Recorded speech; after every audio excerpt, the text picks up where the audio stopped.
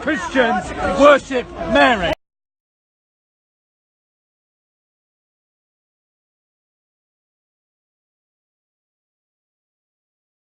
The Trinity is all over the Bible. And here we are discussing the Trinity again. My goodness, it's so dull. All you guys ever want to talk about is the Trinity. Regarding extreme heresies that would display a belief in a false God. Like if you're not a Trinitarian, that type of thing.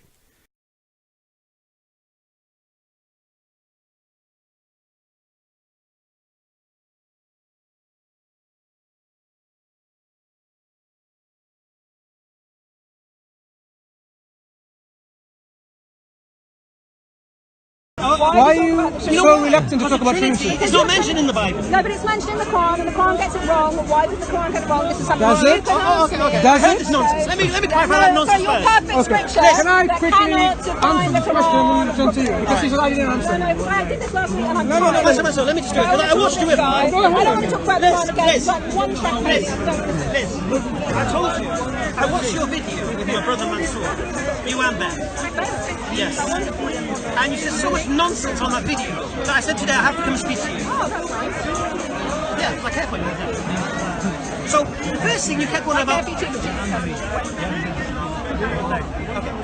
The first thing you were talking about was the Quran talks about the Trinity. First thing, the word Trinity is not mentioned in the Quran. Right, let's understand that. Okay. But we all know what it's talking about. No, we know. Oh, let's talk about the verse. God says to Jesus, did you tell the people to worship you and your mother? Right. Do the Catholics? No, they don't. They don't worship Mary? No, they don't. They don't. Look at them. How do you know? The articles of the Catholic faith, the Trinity is Father, Son, and No, I didn't say Trinity. The Quran I didn't say Trinity.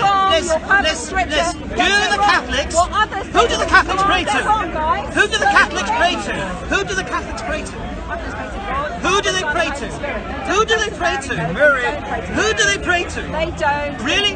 Who do they kneel down in front of? They ask Mary to intercede on their behalf. Who do they kneel down to? They ask Mary to intercede on their behalf. Hail Mary, Mother of God. I don't, but in that No, you don't. You worship Jesus. You worship Jesus. They don't worship Mary. No one worships You worship Mary. Jesus. The Quran's got it wrong. No one has ever worshipped Mary. No one has ever worshipped Mary. Ever.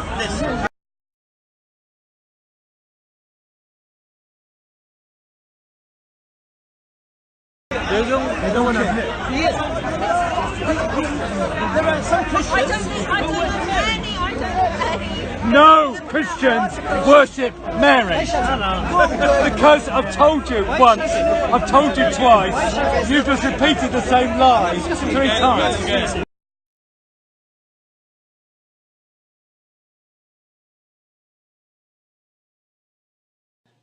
Archaeologists found a papyrus. It's part of the Rylands Papyrus collection. I believe this one is kept in Manchester, England. It's papyrus 470, also known as P470. And it's dated to 250. And it's a prayer written on papyrus to the Virgin Mary. So we're talking about 250. All right, so 250 years after the birth of Christ. And it reads this, translated from the Greek. Under thy compassion we take refuge, O Mother of God. That's the word Theotokos in Greek. Under thy compassion we take refuge, O Mother of God. Do not despise our petitions in time of trouble, but from dangers ransom us, singularly holy, singularly blessed. Wow, 250. Here's a prayer written down with devotion to Our Lady. Pope John Paul II, when shot, he was in an ambulance calling not calling on Jesus, a God, to save him, but calling out to Mary. When he recovered, he gave Mary all the glory for saving his life. Pope Benedict said of Mary that one can justly say that Christ, she herself, redeemed mankind. Pope Pius said salvation is based upon the Holy Virgin Mary, so if there is any hope and spiritual healing for us, we receive it solely and uniquely from her. So the Quran is also addressing these people mentioned. The Quran was addressing this wrong, blasphemous belief of Mary worship that was making her into a divine being, something she was not. Now, James White, Rudolph will be hosting him in October. James White says on a tasty Mary sighting. Mary, well, let's face it, Mary is divine for many faithful Roman Catholics too. Put all the fine distinctions aside, forget about hyperdulia and the like, many worship her. This is what James White says, Rudolph. I feel badly for simple folk who fall into this idolatry, I really do, but I put the blame where it belongs, Rome. I am so thankful that I am completely convinced that the real Mary has no idea whatsoever what is done in her name, and down here her heart would be broken. Jesus' heart would also be broken as you worship him. Right. Right. This is from bartbelly.com, Brewer's Dictionary. Right. E. Coburn, Brewer, 1810 to 1897, Dictionary of Phrase and Fable, 1898. Marmonites, worshippers of Mary, the mother of Jesus. They said the Trinity consists of God the Father, God the Son, and Mary, the mother of God. Right, so I think that clears that up. Now, interestingly here, Western polemicists, they look at this ayah of the Quran and they say, look, the Quran has it wrong. The Quran has a strange conception, an erroneous conception of the Trinity, that the Quran conceives it as being somewhat of a holy family, the Father, Son, and the Holy Mother.